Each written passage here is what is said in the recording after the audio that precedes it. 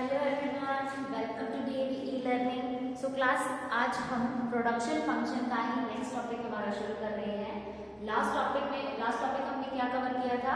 Difference in variable production function and constant production function.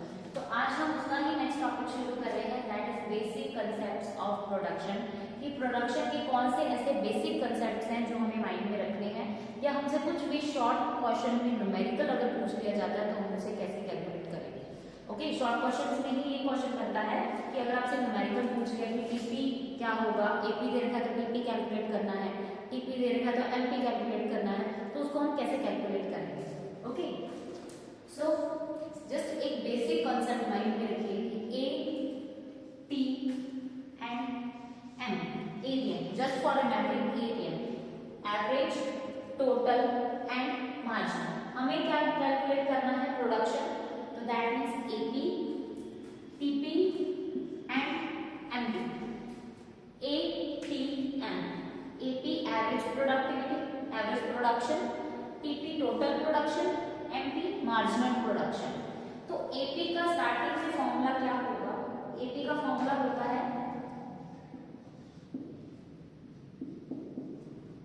TP divide by labour. AP क्या होता है? Average product. Average product is per unit production और the contribution to the total productivity by 1 unit of labour, therefore it is output per unit of the variable factor used in the process of production. Average मतलब हम total का average निकाल रहे हैं कि एक unit production के लिए पर यूनिट लेबर ने कितना यूनिट ऑफ प्रोडक्शन किया, जितना भी टोटल प्रोडक्शन हुआ उसमें से हमारी लेबर ने, हम प्रोडक्शन कर रहे हैं तो दैट मीन्स हम फैक्टर्स ऑफ प्रोडक्शन ही यहाँ पे लेंगे। हम अगर पहले जब हमने कंज्यूमर सरप्लस किया था उसके अंदर हमने यूनिट्स पढ़ी थी, तो यूनिट्स की जगह पहले हम यहाँ पे सेम फॉर्मूला के अंदर जब हम एयू कर रहे थे, एवरेज यूनिट निकाल रहे थे, एवरेज यूटिलिटी निकाल रहे थे, तब हमने यहाँ पे टोटल के नीचे यूनिट्स ली थी कि हमने कितनी यूनिट्स कंज्यूम कर ली। जब हम प्रोडक्शन कर रहे हैं तो हम units of factors of production देखेंगे कि फैक्टर्स ऑफ प्रोडक्शन में हम क्या मानते हैं? लैंड और लेबर।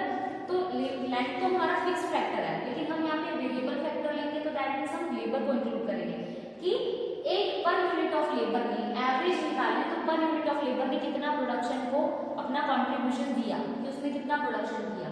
तो जब हम एवरेज प्रोडक्ट निकाल रहे हैं तो दैट मीन्स टोटल प्रोडक्टिविटी, कितनी हमारी टोटल प्रोडक्टिविटी हुई, डिवाइड बाय लेबर, कि कितनी एक लेबर के हिस्से में कितना एवरेज प्रोडक्शन आया है, तो वो हमें कैलकुलेट करना है।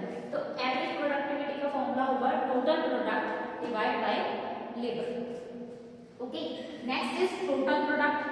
Total product is the total amount of goods and services produced in an economy, कि टोटल गुड्स एंड सर्विसेज कितनी प्रोड्यूस्ड हुई है एक इकोनॉमी के अंदर एक गिवन पीरियड ऑफ टाइम में, using the variables and fixed factors, कि फिक्स्ड और वेरिएबल फैक्टर को इंक्लूड करके हमने कितना टोटल प्रोडक्शन किया है।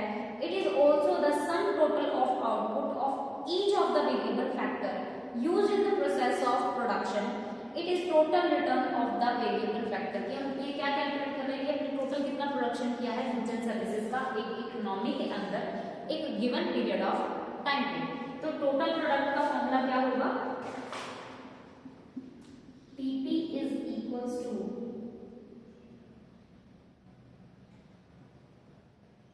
यहाँ पे हमने क्या निकाला था? एवरेज के अंदर टोटल को लेबर से मल्टीप्लाई किया तो हमारे पास एवरेज आया था। अब हम एवरेज को जब लेबर से मल्टीप्लाई कर देंगे तो हमारे पास क्या आ जाएगा? टीपी। दैट मीन्स हमारा टीपी किससे कैलकुलेट हो रहा है? एपी से। ओके, वन अदर फॉर्मूला है टीपी का, TP is equals to summation of MP, कि एमपी से भी हम टीपी को कैलकुलेट कर सकते हैं, कि जो एपी है एपी से टीपी कैलकुलेट होगा और टीपी से एमपी कैलकुलेट होगा, टीपी से आगे एमपी भी कैलकुलेट होगा। बट टीपी एक ऐसी चीज है, एक ऐसा है जो ए से भी कैलकुलेट होगा और एम से भी कैलकुलेट होगा। हमने ये प्रोसेस की थी ए टी एम, ए से टी निकलेगा, टी से एम निकलेगा, बट टी ऐसा है जो एम से भी कैलकुलेट होगा और टी से भी कैलकुलेट होगा। जस्ट फॉर रिमेम्बरिंग कि ऐसे याद रखो कि एवरेज से टोटल निकलता है, टोटल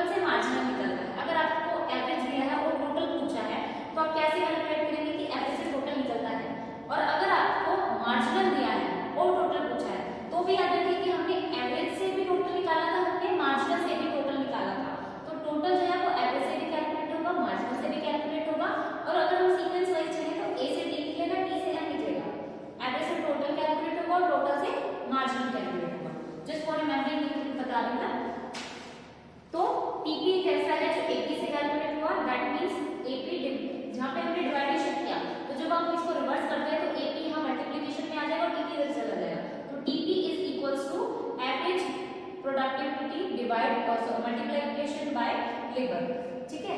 और यहाँ एमपी से हम इसको कैलकुलेट करें तो टीपी क्या था, एपी इंटू लेबर जो हमने यहाँ से एपी से लिया, एमपी से हमने क्या लिया, summation of MP is equals to TP. TP जो है वो समेशन ऑफ एमपी भी होगा कि यहाँ पे हम जब समेशन करेंगे इनका तो वो हमारा टीपी आगे कैलकुलेट होता है। अब एमपी का क्या फॉर्मूला होगा, एमपी टीपी से निकलेगा, तो एमपी इज इक्वल्स टू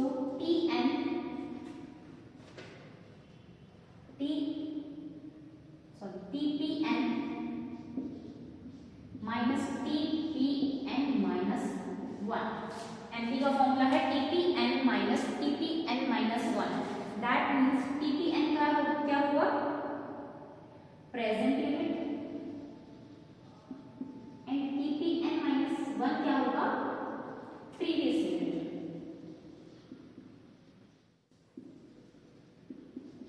ठीक है, तो जब हम प्रेजेंट यूनिट में से प्रीवियस टीपी की यूनिट माइनस कर देंगे कि इस पॉइंट पे फर्स्ट जैसे मान लो प्रोडक्शन हो रहा है इस यूनिट का 1 2 3 4, तो इस पॉइंट पे 0 ही रहेगा एमपी, लेकिन यहाँ पे जो टीपी होगा उसको इसमें से माइनस करेंगे, present unit of TP minus previous unit of TP, तो हमारा क्या निकल जाएगा, एमपी।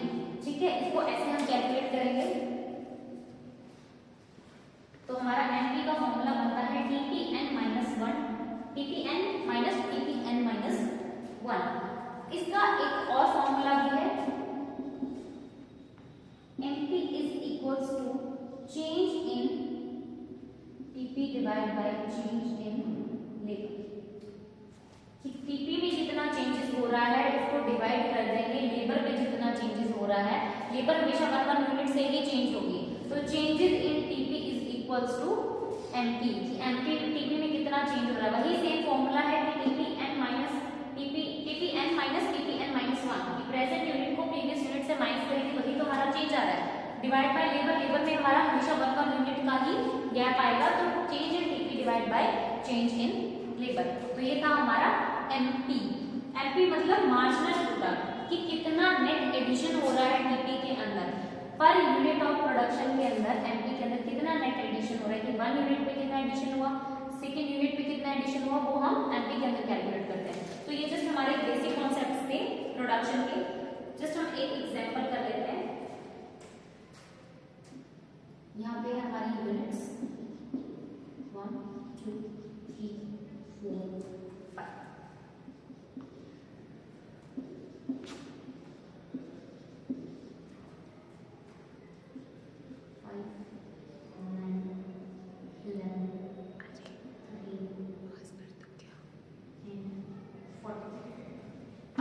एपी निकालना है, तो एपी का हमारा फॉर्मूला था, टीपी हमें दे रखा है, एपी का हमारा फॉर्मूला था TP divide by labour, TP divide by labour, ये हमारी यूनिट्स ऑफ लेबर है।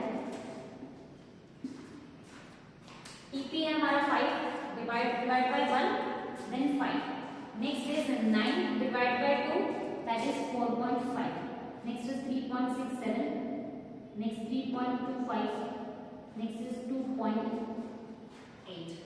एमपी हमारा क्या निकलेगा, एमपी के दो फॉर्मूले हैं, change in TP divide by change in labour, labour के अंदर 1 यूनिट का चेंज आ रहा है तो सिर्फ हमें चेंज इन टीपी देखना है, तो चेंज इन टीपी कितना हो रहा है, पहली यूनिट में कितना हुआ 5 का 5 लेंगे, कोई चेंजेस नहीं आ रहा, 5 then 4 then 3 then 2 and then 1। ठीक है, अगर हम एक और स्टेप ले लें, यहाँ पे 6 कर देते हैं, यहाँ पे सेम ही रख लेते हैं, 14 टीपी 14 ही है, तो ये आ जाएगा 1.85 एंड यहाँ आ जाएगा 2.3 और ये आ जाएगा हमारा 0। यूनिट्स थी हमारी 1 2 3 4 5, that means unit of labour के अंदर जितना भी नेट एडिशन हो रहा है वो 1 यूनिट का ही हो रहा है। टीपी हमें दे रखा था, गिवन था, किसी क्वेश्चन में एपी गिवन होगा, किसी क्वेश्चन में एमपी गिवन होगा, किसी क्वेश्चन में टीपी, कुछ भी गिवन हो सकता है। तो टीपी अगर दे रखा है तो टीपी से हम एपी कैलकुलेट कर सकते हैं और एपी से अगर टीपी दे रखा है तो एमपी भी कैलकुलेट कर सकते हैं। तो अगर हमें टीपी क्वेश्चन में गिवन है तो एपी और एमपी हम दोनों ही कैलकुलेट कर सकते हैं, बिकॉज ये अगर टीपी हमारा एपी से एमपी से दोनों से कैलकुलेट होता है तो टीपी से भी एपी और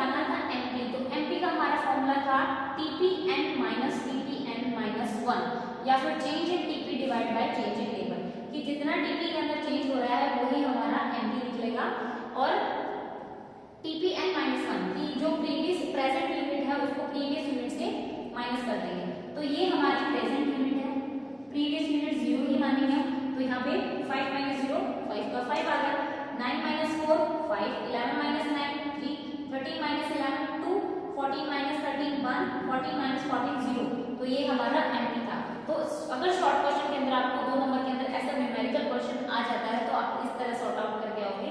तीनों फॉर्मूले आपके सामने हैं, AP that is TP divide by level, और टीपी था एपी मल्टीप्लाई बाय लेवल। तो अगर आपको टीपी गिवन है तो आप एपी निकाल सकते हो, एपी गिवन है तो टीपी निकाल सकते हो। ओके, नेक्स्ट टीपी का एक और फॉर्मूला भी था, summation of MP, that means अगर आपको एमपी गिवन है तो आप टीपी निकाल सकते हो, कि एमपी का जब हम समेशन करेंगे तो हमारे पास टीपी आएगा। एमपी का समेशन 5/4, पहले यूनिट फर्स्ट यूनिट पे 5 का 5 आएगा, नेक्स्ट पे 5 + 4 9, 9 + 3 11, 11 + 2 13, 13 + 1 14, 14 + 0 14, तो समेशन ऑफ एमपी हमारा क्या होता है, टीपी। तो अगर हमें एमपी गिवन है तो हम टीपी निकाल सकते हैं। ओके, अगर हमें टीपी गिवन है तो हम एपी भी निकाल सकते हैं। तो टीपी कैसे, अगर हमें एमपी है गिवन है, टीपी निकल जाएगा, टीपी से एपी निकल जाएगा। अगर एपी गिवन है तो एपी से टीपी निकल जाएगा और टीपी से हमारा एमपी निकल जाएगा। तो कुछ भी गिवन है तो दोनों चीजें ऑटोमेटिकली अपने आप निकल जाएंगी। तो ये था हमारा जस्ट बेसिक कॉन्सेप्ट प्रोडक्शन का। अगर आपसे शॉर्ट क्वेश्चन के अंदर पूछा जाता है, ऐसा न्यूमेरिकल क्वेश्चन अगर पूछ लिया जाता है तो आप उसको कैसे सॉर्ट आउट करोगे। तीनों फॉर्मूले आपके सामने गिवन है।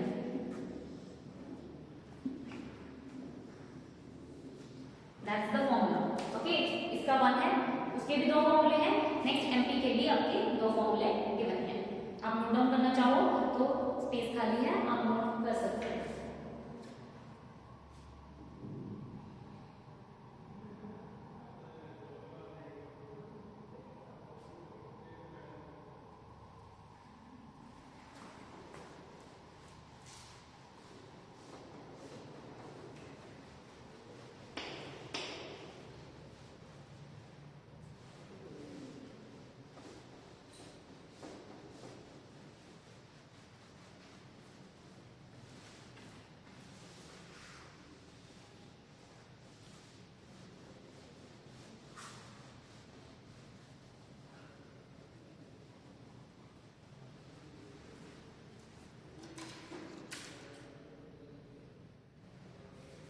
नेक्स्ट हम शुरू कर रहे हैं changes in production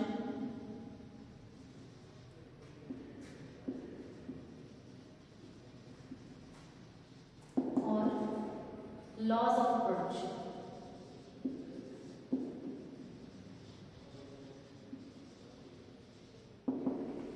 changes in production and laws of production.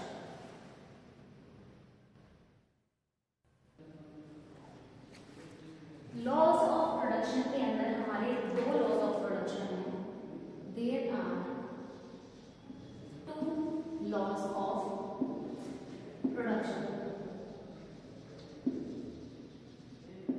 ठीक है, number 1 is returns to a factor,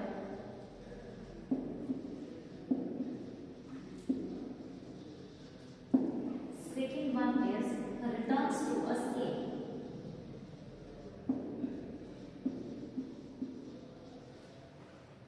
ये हमारा शॉर्ट टर्म होता है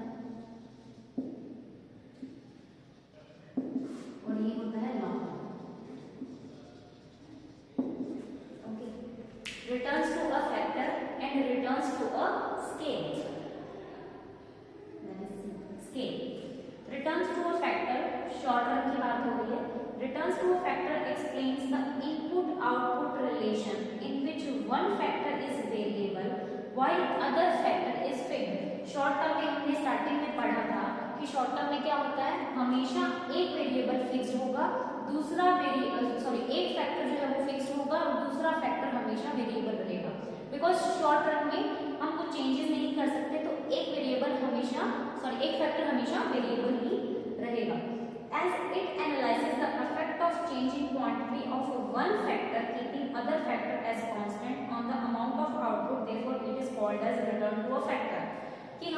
इसमें क्या करते हैं, शॉर्ट टर्म के अंदर हम एक ही फैक्टर को फिक्स रख के दूसरे फैक्टर में चेंजेस ला के देखते हैं कि क्या उसमें जो हमारा आउटपुट निकल रहा है उसके अंदर क्या चेंजेस आ रहे हैं।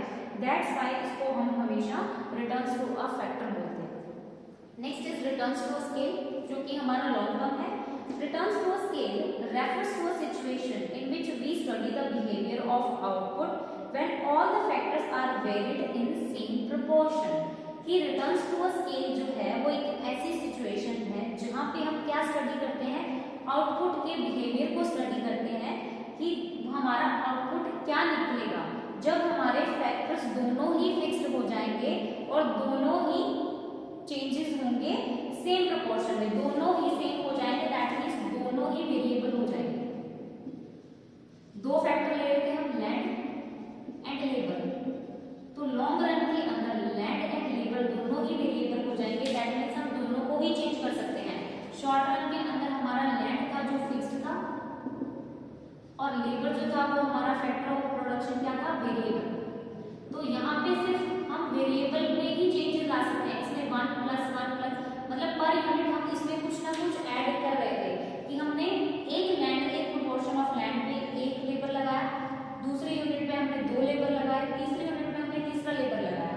तो यहाँ पे हम एक फैक्टर फिक्स रख रहे थे, दूसरा वेरिएबल था, लेकिन तो इसलिए हमने इसको शॉर्ट टर्म में रिटर्न्स टू फैक्टर बोला कि हमने एक फैक्टर को चेंज करके इसमें चेंजेस देखे कि आउटपुट में क्या चेंजेस आ रहे हैं। Return to a scale long term है। लॉन्ग टर्म के अंदर हमारे दोनों फैक्टर्स ऑफ प्रोडक्शन क्या हो जाते हैं, वेरिएबल ही हो जाते हैं। तो वेरिएबल फैक्टर की वजह से, दोनों फैक्टर्स ऑफ प्रोडक्शन का वेरिएबल होने की वजह से दैट मींस दोनों में चेंजेस आ सकते हैं। लॉन्ग टर्म के अंदर हम लेबर को तो चेंज करेंगे प्लस हम लैंड को भी चेंज कर सकते हैं, बिकॉज हमारे पास अब इनफ टाइम है, हमारा पीरियड जो है वो बहुत लॉन्ग हो गया, लॉन्ग टर्म आ गया। तो लॉन्ग टर्म के अंदर दोनों फैक्टर जो है वो वेरिएबल हो जाएंगे और दोनों ही सेम प्रोपोर्शन के अंदर चेंज होंगे। अगर लेबर में एक रेशियो का चेंज आ रहा है तो लैंड में भी एक रेशियो का चेंज आएगा, तो इसमें चेंजेस आएंगे 1:1, 2:2, 3:3। तो हमेशा जो फैक्टर निकलेगा, जो रेशियोज निकलेंगे वो बिल्कुल सेम प्रोपोर्शन के अंदर निकलेंगे।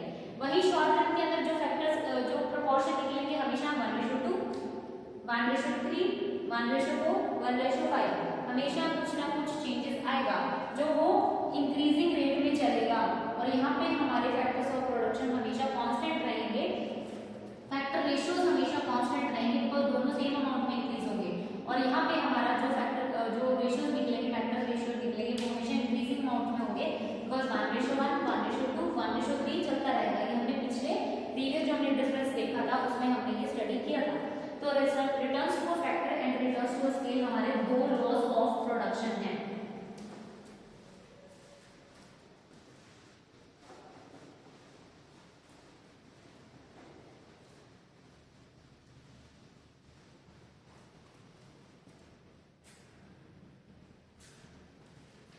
Returns to a factor and returns to scale के अंदर डिफरेंस हमने देख लिया कि रिटर्न्स टू अ फैक्टर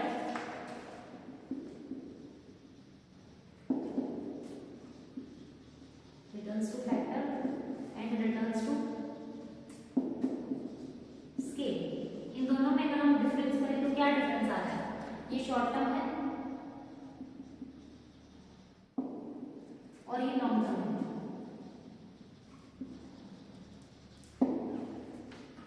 यहाँ पे जो वेरिएबल प्रोडक्शन होगा operates one factor fixed and other is variable. यहाँ पे जो हमारा प्रोडक्शन फंक्शन ऑपरेट हो रहा है तो उसमें क्या था, एक फैक्टर वेरिएबल था और एक फैक्टर फिक्स था। लॉन्ग टर्म के अंदर रिटर्न टू स्केल में क्या होगा, कांस्टेंट प्रोडक्शन होगा।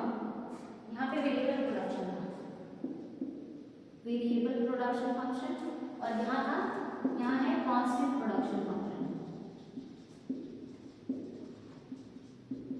यहाँ पे क्या होगा, दोनों ही factors of production, both factors are variable.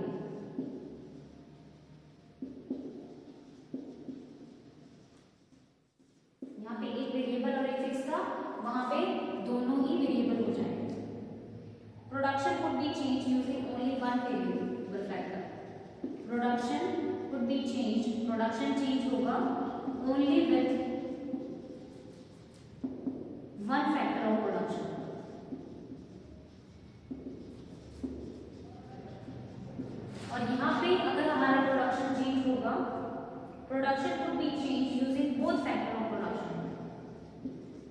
production could be changed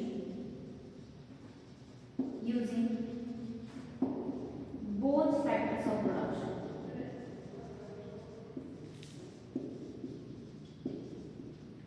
Okay, next difference है फैक्टर रेशियोज चेंजेस. अभी मैंने बताया था फैक्टर्स रेशियो जो है वो चेंजेस होंगे,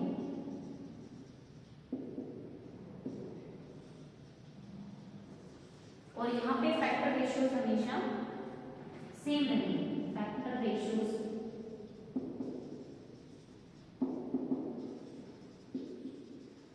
are same. Scale of output can't be changed. Scale of output can't be changed. यहाँ पे हम स्केल जो हमारा आउटपुट का स्केल होगा उसे हम चेंज नहीं कर सकते, but returns to scale long run के अंदर हमारा scale of output could be change.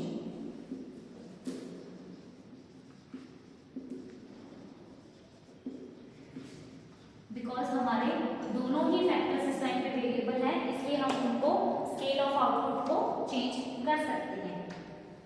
It is mainly due to the under, यहाँ पे एक नेक्स्ट डिफरेंस है. It is mainly due to the difference due to the under utilization of fixed factor in the early stages and over utilization of fixed factor and disguised unemployment in the last stages.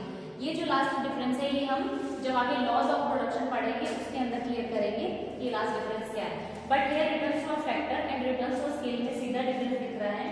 Short term है, ये long term है. यहाँ पे जो हमारे variable production function के अंदर जो फैक्टर्स थे, one is variable and other is fixed. यहाँ पे हमारे दोनों ही फैक्टर्स क्या हो गए, वेरिएबल हो गए. बिकॉज ये लॉन्ग रन है तो यहाँ पे बोथ फैक्टर्स को हम चेंजेस कर सकते हैं. Production changes with only with one factor of production. यहाँ पे सिर्फ हम प्रोडक्शन को चेंज कर सकते हैं, सिर्फ लेबर को हिला के.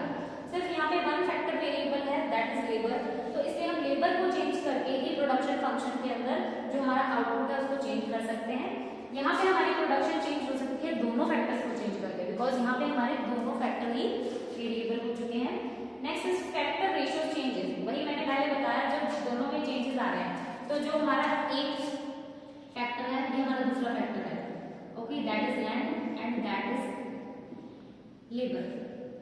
तो जब रिटर्न्स को फैक्टर हम कर रहे हैं तो लैंड को हम नहीं ला सकते, हर यूनिट पे लैंड जो है फिक्स रहेगा, लेकिन लेबर में हम चेंजेस ला सकते हैं. हर यूनिट पे हम उसको इंक्रीज कर रहे हैं तो जो फैक्टर रेशियोज हैं हमारे हमेशा चेंज होंगे. वही रिटर्न्स टू स्केल के अंदर बात करें तो रिटर्न्स टू स्केल में दोनों ही फैक्टर हमारे वेरिएबल होंगे. दैट मींस हम दोनों को ही चेंज कर सकते हैं. लैंड भी हमारा चेंज हो सकता है, लेबर भी चेंज हो सकता है. तो फैक्टर रेशियोज हमेशा सेम रहेंगे, 1:1, 1:1, 1:1 चलता जाएगा. तो फैक्टर रेशियोज जो है रिटर्न्स टू स्केल के अंदर कभी हमेशा सेम रहते हैं, चेंज नहीं होते. Last one is scale of output can't be change. यहाँ पे सिर्फ एक फैक्टर के साथ हम स्केल ऑफ आउटपुट को चेंज नहीं कर सकते. यहाँ पे स्केल ऑफ आउटपुट चेंज हो सकता है बिकॉज हमारे दोनों फैक्टर्स ही यहाँ पे वेरिएबल हो चुके हैं. सो ये था हमारा changes in production, that is laws of production. एक तो पहला है हमारा returns to factor, second one is returns to scale.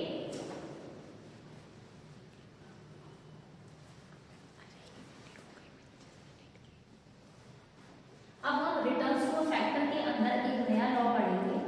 First law returns to factor, जो भी हमने देखा returns to factor and returns to scale दोनों अलग अलग लॉज हैं. अब रिटर्न्स टू फैक्टर के अंदर ही हमारा मोस्ट इंपॉर्टेंट लॉ आता है, that is variable law of variable proportion.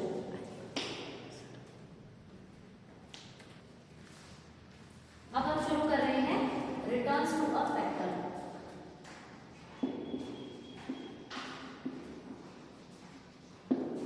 Returns to a factor के अंदर ही नेक्स्ट है हमारा फर्स्ट मॉडर्न वर्जन. एक ओल्ड वर्जन है, एक मॉडर्न वर्जन है. तो आपके सिलेबस के अंदर मॉडर्न वर्जन दिया हुआ है, तो वो लॉ अब हम नेक्स्ट शुरू करेंगे. That is most important law, that is law of variable proportion. आप सबने पहले पढ़ा हुआ होगा, सब इस लॉ के बारे में जानते होंगे.